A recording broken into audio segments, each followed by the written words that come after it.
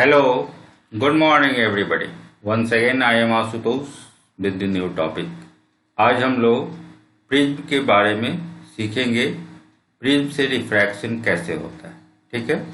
तो refraction through a prism. तो पहले प्रिज्म के बारे में जान ले, प्रिज्म है क्या। तो इसके पहले हमने ग्लास स्लैब पढ़ा था, ठीक है, refraction through a glass slab. फिर हमने रिफ्रैक्शन थ्रू ए लेंस भी पढ़ा। तो ग्लास स्लैब क्या था? तो ग्लास स्लैब भी एक ट्रांसपेरेंट मीडियम था। ट्रांसपेरेंट मीडियम मतलब लाइट इससे ट्रेवल कर सकता है। तो इसमें भी दो सरफेस थे, ठीक है, एक पहला रिफ्रैक्टिंग सरफेस और एक दूसरा रिफ्रैक्टिंग सरफेस। यहाँ भी दो बार रिफ्रैक्शन हुआ था। एक बार लाइट आया, डायरेक्शन चेंज हुआ, फिर बाहर निकला, फिर डायरेक्शन चेंज हो गया। तो दो बार रिफ्रैक्शन यहाँ भी हुआ था। तो ये दोनों सरफेस आपका एक दूसरे के पैरेलल था। तो ग्लास स्लैब एक ट्रांसपेरेंट मीडियम है जिसमें दोनों रिफ्रैक्टिंग सरफेस एक दूसरे के पैरेलल थे, ठीक है। उसी तरह लेंस भी एक ट्रांसपेरेंट मीडियम था जिसमें भी दो सरफेस थे, एक पहला रिफ्रैक्टिंग सरफेस इधर, दूसरा रिफ्रैक्टिंग सरफेस ये। लेकिन यहाँ एक नियम था कि एक रिफ्रैक्टिंग सरफेस कम से कम स्फेरिकल होना चाहिए, ठीक है। दो सरफेस में से एक सरफेस स्फेरिकल होगा तब उसे हम लेंस कहेंगे। तो उसी तरह से प्रिज्म भी आपका एक ट्रांसपेरेंट मीडियम है, ठीक है। इसमें भी दो रिफ्रैक्टिंग सरफेस है। एक सरफेस इधर हम बना रहे हैं, ये एक सरफेस हो गया, और एक दूसरा सरफेस इस साइड हो गया। तो यहाँ भी दो रिफ्रैक्टिंग सरफेस है। लेकिन यहाँ क्या है, तो दोनों रिफ्रैक्टिंग सरफेस का एक एज कॉमन है। यहाँ पे दोनों सरफेस जाके मिल रहा है। ये एक खुली हुई किताब के रूप में आप देख सकते हैं, ठीक है। एक है सो ओपन बुक के रूप में आपको ये नजर आ रहा है। तो a prism is a transparent medium bounded by two refracting surface. Both in these two refracting surface there must be a common edge. एक एज पे ये दोनों रिफ्रैक्टिंग सरफेस कॉमन हो जाना चाहिए, मतलब मिल जाना चाहिए। तो हम यहाँ जो प्रिज्म बनाए हैं इसमें ये पहला रिफ्रैक्टिंग सरफेस हो गया, ए डैश, बी डैश, ये फर्स्ट रिफ्रैक्टिंग सरफेस।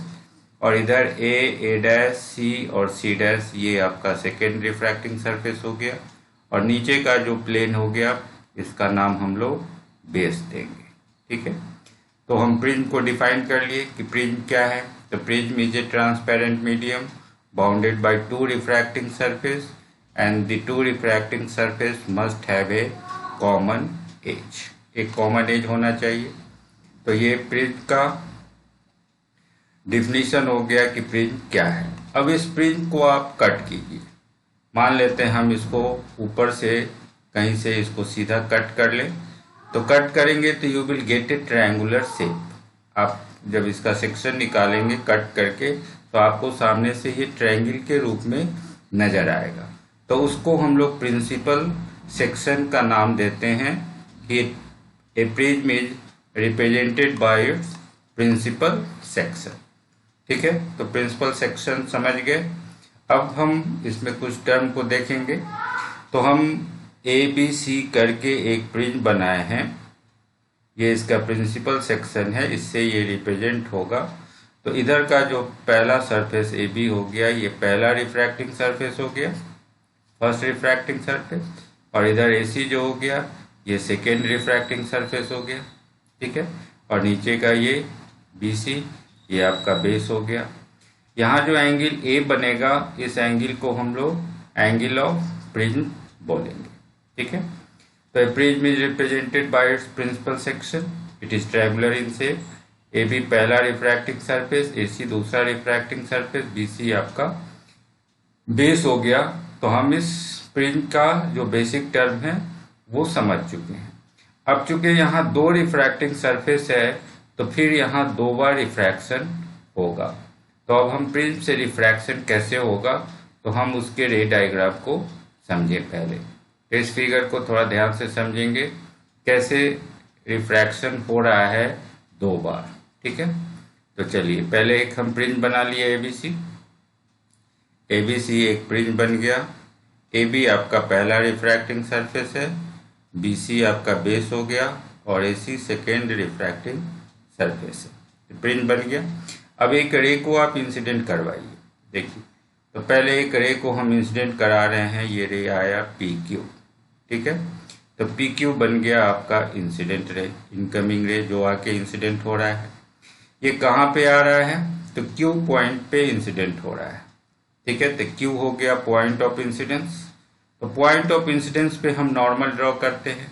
आप पढ़े होंगे कि पॉइंट ऑफ इंसिडेंस जो है वो रे ऑप्टिक्स का बहुत ही इंपॉर्टेंट पॉइंट है, क्योंकि इसी पॉइंट पे हम नॉर्मल ड्रॉ करते हैं। नॉर्मल ड्रॉ करने के बाद ही हमें एंगल ऑफ इंसिडेंस और एंगल ऑफ रिफ्लेक्शन का पता चलता है। तो Q पॉइंट पे इंसिडेंट हो रहा है, तो Q पॉइंट पे पहले हमें एक नॉर्मल ड्रॉ कर लें, ठीक है। ये हमने नॉर्मल ड्रॉ कर लिया। सरफेस है AB और Q पॉइंट पे हमने एक नॉर्मल ड्रॉ कर लिया। तो इंसिडेंट रे और नॉर्मल के बीच जो एंगल बनता है वो एंगल ऑफ इंसिडेंस हो गया। तो इसको हम लोग I लेटर से रिप्रेजेंट करते हैं। अब देखिए, अब Q पॉइंट पे आया। तो अगर ये प्रिज्म नहीं होता तो लाइट कैसे जाता? तो लाइट सीधा निकल जाता। Light travels in a straight line. तो ये इसकी ओरिजिनल दिशा हो गई कि लाइट को ऐसे जाना चाहिए था। लेकिन यहाँ पे मीडियम चेंज हो रहा है। इधर एयर है और इधर ये ग्लास है जिसका प्रिज्म बनाए हैं। तो एयर से ग्लास में हम इन कर रहे हैं, तो एक रेयर मीडियम से डेंसर में जा रहे हैं। तो क्या होगा? तो रे टुवार्ड द नॉर्मल मुड़ेगा। तो ये इसकी ओरिजिनल दिशा है, ये ओरिजिनल दिशा है और ये आपने नॉर्मल ड्रॉ किया है। तो ये नॉर्मल की ओर मुड़ेगा, तो इधर की ओर ये मुड़ गया और मुड़ के इस दिशा में चला गया। तो ये QR हो गया। Q से R तक ये पॉइंट R है।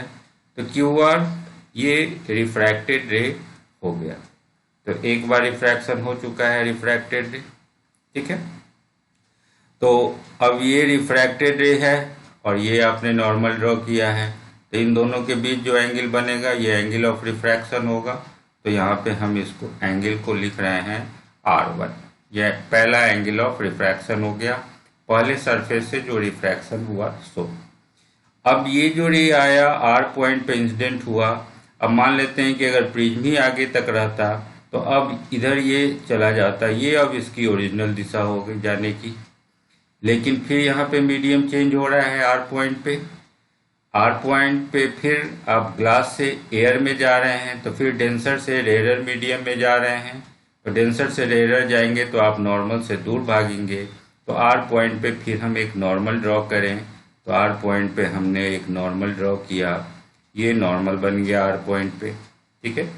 तो R पॉइंट पे नॉर्मल हो गया। ओरिजिनल दिशा इधर है और आपको नॉर्मल से दूर भागना है, तो आप फिर नॉर्मल से दूर भागिए और इधर की ओर बाहर निकल जाइए। तो ये RS हो गया आपका। इस रे को हम लोग इमर्जेंट रे बोलेंगे, ठीक है। तो यहाँ तक आप समझ गए कि कैसे दो बार रिफ्रैक्शन हुआ। एक बार लाइट जो आया, एक बार मुड़ा, जाना था ऐसे, मुड़ गया, मुड़ के बन गया QR।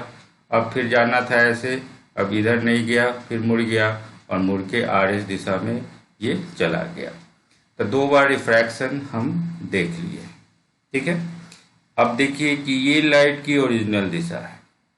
लाइट को जाना था इधर और लाइट निकला किधर? तो इमर्जेंट रे निकला है इस दिशा में, ठीक है।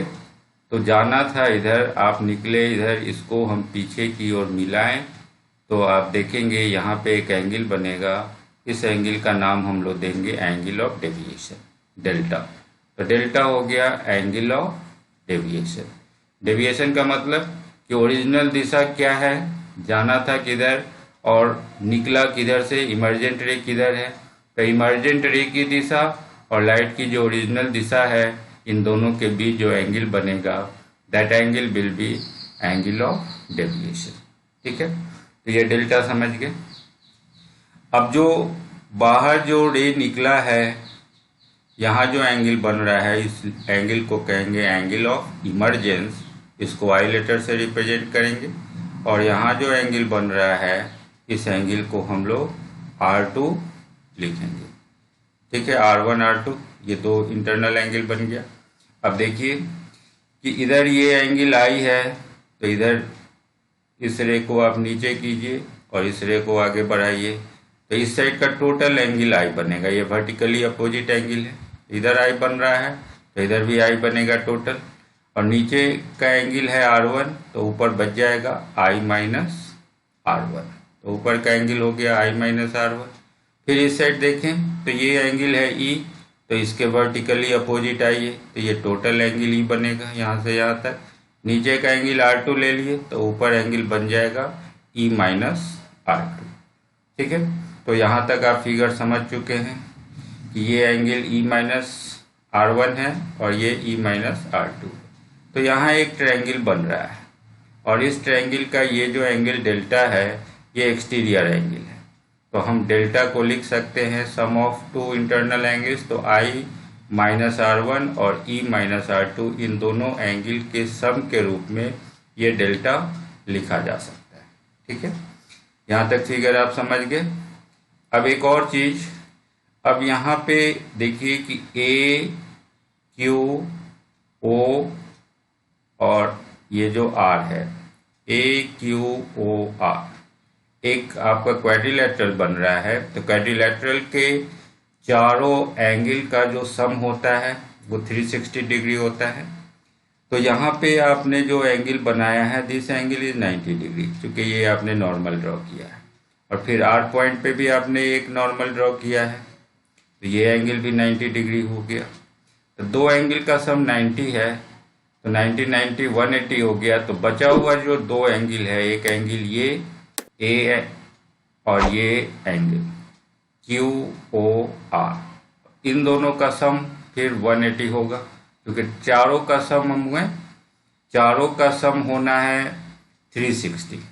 तो चारों का सम 360 होना है, तो दो एंगल का सम 180 हो चुका है ऑलरेडी। तो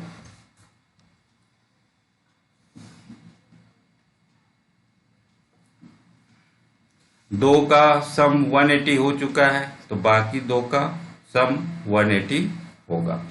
तो इस कंसेप्ट को हम लोग समझ चुके हैं, अब इसको हम लोग यूज करें और इसके ज्योमेट्री को समझें। ठीक है, तो चलिए अब आगे बढ़ते हैं। तो इस फिगर को ध्यान में रखते हुए अब हम देखें क्या कि क्वाड्रिलेटरल जो बना AQOR जो क्वाड्रिलेटरल है उसमें ऊपर का एंगल A और नीचे जो O पॉइंट पे एंगल बन रहा है एंगल QOR, इन दोनों का सम 180 डिग्री होना चाहिए।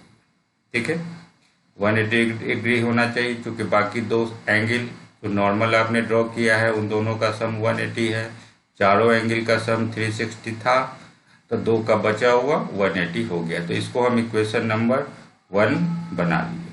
ठीक है, और एक बार फिर से फिगर को देखें तो आपका नीचे जो एक ट्रायंगल बन रहा है R1 ये एंगल, R2 दूसरा एंगल और O पॉइंट पे ये एंगल, इन तीनों का सम फिर 180 डिग्री होगा। तो R1 plus R2 plus angle QOR, इन दोनों तीनों का सम 180 डिग्री होगा। ठीक है, तो हम इस ट्रायंगल में, ट्रायंगल QOR में R1 plus R2 plus angle QOR that must be equal to 180 degree, ये होना चाहिए। तो इसको हम लोग इक्वेशन नंबर 2 बना लिए। ठीक है, अब 1 और 2 को देखिए। 1 और 2 को देखते हैं तो दोनों के RHS में 180 है। ठीक है, तो A प्लस QOR बराबर हो जाएगा R1 plus R2 plus QOR, दोनों तरफ QOR है तो ये दोनों एंगल कट जाएगा, बचेगा R1 प्लस R2 का वैल्यू A के बराबर। तो R1 plus R2 is equal to A, it is now equation number 3। ठीक है, तो यहाँ तक आपका आ गया कि R1 प्लस R2 का वैल्यू A के बराबर है। ठीक है, अब एंगल ऑफ डेविएशन आपने देखा था कि एक्सटीरियर एंगल जो है डेल्टा वो दो इंटीरियर एंगल के सम के बराबर होगा। तो डेल्टा का वैल्यू I माइनस R1 और E माइनस R2 इन दोनों का सम होगा। तो इसमें हम इसको सॉल्व कर ले, I और E को एक तरफ कर लिए I प्लस E और माइनस में R1 प्लस R2। ठीक है, और R1 प्लस R2 आपका A है, तो हम डेल्टा को लिख सकते हैं I plus e minus A. Okay, तो now this is your equation number 4। यहाँ तक हम डेरिवेशन समझ गए। तो अब देखते हैं कि ये जो डेल्टा है angle of deviation that depends upon angle of incidence I। ये I एंगल पे इंसिडेंट डिपेंडेंट है। ए जो है ये फिक्स है। एक बार आपने प्रिज्म ले लिया, कोई भी प्रिज्म आपने ले लिया, तो प्रिज्म का ये एंगल जो ए बन रहा है angle of prism that is fixed. तो ये आपके हाथ में नहीं है। ई भी आपके हाथ में नहीं है, इसलिए कि आप कितने एंगल पे पहले इंसिडेंट करवाते हैं उसी पे ये एंगल ऑफ ई डिपेंडेंट है।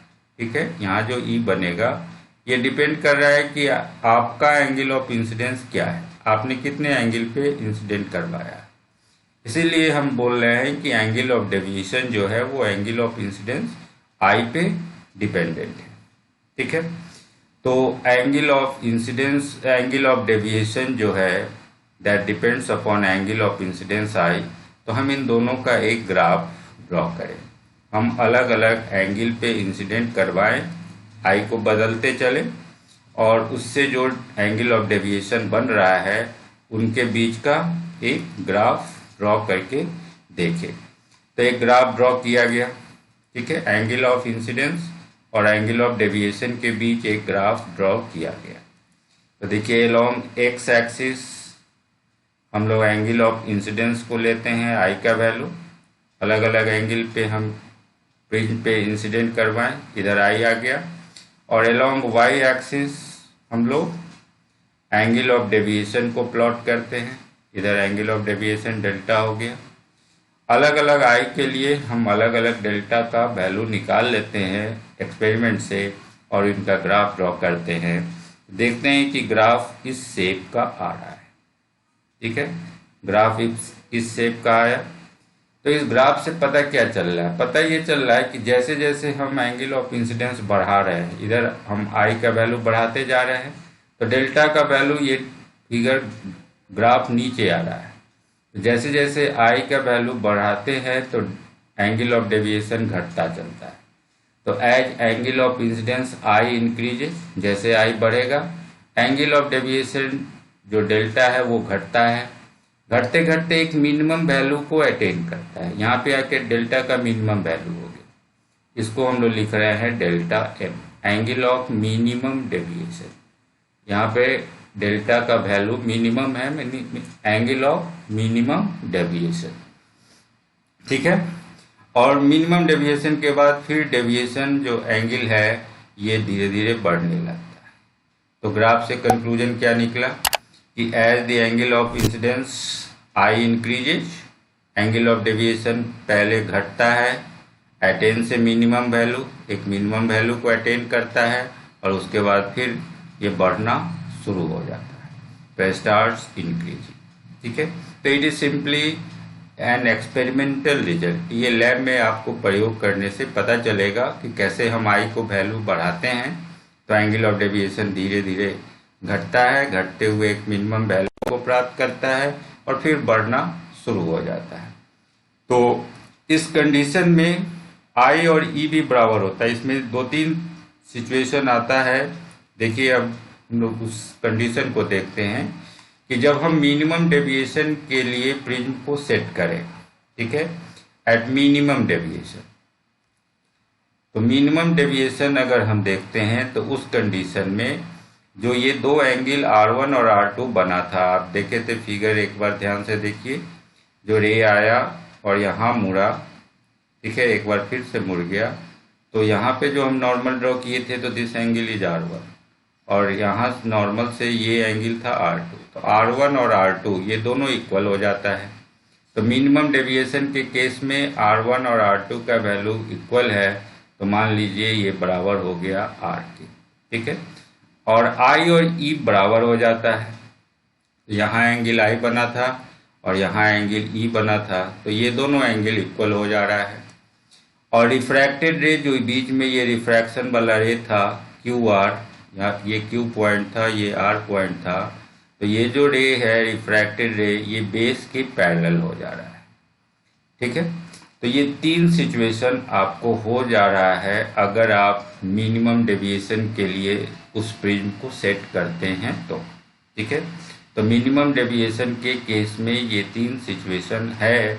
अब इस तीनों ही कंडीशन को हम लगा दें अपने पुराने वाले इक्वेशंस पे, ठीक है। तो क्या इक्वेशन था, तो उसमें आप लगाइए। आप पढ़े थे R1 प्लस R2 A के बराबर है, ठीक है ना। एक इक्वेशन था R1 प्लस R2 A के बराबर है। अब R1 R2 इक्वल हो रहा है तो R प्लस R हम लिख दिए, तो R प्लस R का वैल्यू A हो गया, तो 2R A हो गया, तो R का वैल्यू A/2 हो गया, ठीक है। और एंगल ऑफ आप पढ़े थे delta M I plus E minus A था, तो डेल्टा के जगह आप डेल्टा M लिख रहे हैं। जो इक्वेशन 4 आपका था delta is equal to I plus E और माइनस A, ये इक्वेशन था। तो जब मिनिमम डेविएशन के लिए डेल्टा को डेल्टा M लिख दिए और मिनिमम डेविएशन में I और E बराबर हो जाता था तो I प्लस I कर दिए, E के जगह I लिख दिए, तो I प्लस I और माइनस A है ही। तो अब यहाँ से A को इस साइड ले आए तो A प्लस डेल्टा M और इधर I प्लस I 2I हो गया, तो I का वैल्यू निकल गया A प्लस डेल्टा M/2। तो यहाँ से एंगल ऑफ इंसिडेंस I निकल गया और एंगल ऑफ रिफ्रैक्शन A/2 आ गया। तो अब आप स्नेल्स लॉ यूज कर सकते हैं, ठीक है। आप प्रिज्म बनाए, आपने रे को इंसिडेंट करवाया, ये रे PQ था, आपने Q पॉइंट पे नॉर्मल ड्रॉ किया, ठीक है। ये एंगल ऑफ इंसिडेंस I हो गया। अब ये जो नॉर्मल और जो रिफ्रैक्टेड रे हुआ, ठीक है, इन दोनों के बीच जो एंगल आप बनाए थे ये एंगल R था। तो अब यहाँ पे हम स्नेल्स लॉ लगाए, sine I by sine R। तो sine I by sine R का वैल्यू क्या होगा, तो इधर का मीडियम हम 1 माने और ये मीडियम 2 माने, तो I बन रहा है पहले मीडियम में तो 1 ऊपर लिखेंगे, 2 बन रहा है सेकेंड मीडियम में R, तो 1 μ2 ये हो गया। ये मतलब हो गया ग्लास का जो मटेरियल आप प्रिज्म का बना रहे हैं उस ग्लास का रिफ्रैक्टिव इंडेक्स। तो 1 μ2 का वैल्यू आ गया sine I by sine R। अब I और R का जो वैल्यू आप निकाले हैं वो डाल सकते हैं। तो I का वैल्यू डालिए, I का वैल्यू आप निकाले हैं A प्लस डेल्टा M/2, तो sign A plus delta M/2 हो गया यहाँ। और R का वैल्यू निकाले हैं A/2, तो साइन A/2 हो गया। तो इससे आपको प्रिज्म के से होके जो रिफ्रैक्शन होगा उसका फार्मूला आ गया 1 μ2 is equal to sine A plus delta M/2 by sine A/2। अब इसमें हम लोग एक स्पेशल केस देखते हैं कि अगर प्रिज्म थीन होगा तो क्या होगा, ठीक है। तो पतले प्रिज्म के लिए, फॉर ए थीन प्रिज्म, तो जो sine A plus delta M है, अगर प्रिज्म बहुत ही पतला हो जाएगा तो ये जो एंगल A बन रहा है ये एंगल बहुत छोटा होगा। तो A बहुत छोटा होगा तो A/2 और छोटा हो जाएगा। तो आपको पता है कि जब थीटा छोटा होता है तो साइन थीटा को हम थीटा से रिप्लेस कर देते हैं, ठीक है। तो साइन A/2 को हम सिंपली A/2 लिखेंगे और A प्लस डेल्टा M/2 है, इसको sign A plus delta M/2, इसको approximately A plus delta M/2 लिख सकते हैं। इस फार्मूला पे बैठा लेंगे। जब वेन थीटा इज स्मॉल, तो पतले प्रिज्म में हम ये अप्रॉक्सीमेशन यूज कर सकते हैं। तो इसको अगर हम लगा दें तो क्या आएगा, तो 1 μ2 is equal to sine A plus delta M/2 था ऊपर, तो अब सीधे उसे A प्लस डेल्टा M/2 लिखेंगे और नीचे A/2 लिखेंगे। तो ये 2 से 2 कट जाएगा, ठीक है। तो 2 से 2 कटेगा तो क्या होगा, तो ऊपर बच जाएगा A प्लस डेल्टा M और नीचे बचेगा A। अब इस A को हम इधर गुना कर लें तो क्या आएगा, A को गुना करेंगे तो इधर आ गया सीधे, अभी हम म्यू लिख रहे हैं रिफ्रैक्टिव इंडेक्स, तो refractive index into A is equal to A plus delta M। तो डेल्टा M इधर आने दीजिए, इस A को इधर ले आइए, तो mu A minus A common ले लीजिए तो आ जाएगा म्यू -1 और इधर आ गया डेल्टा M।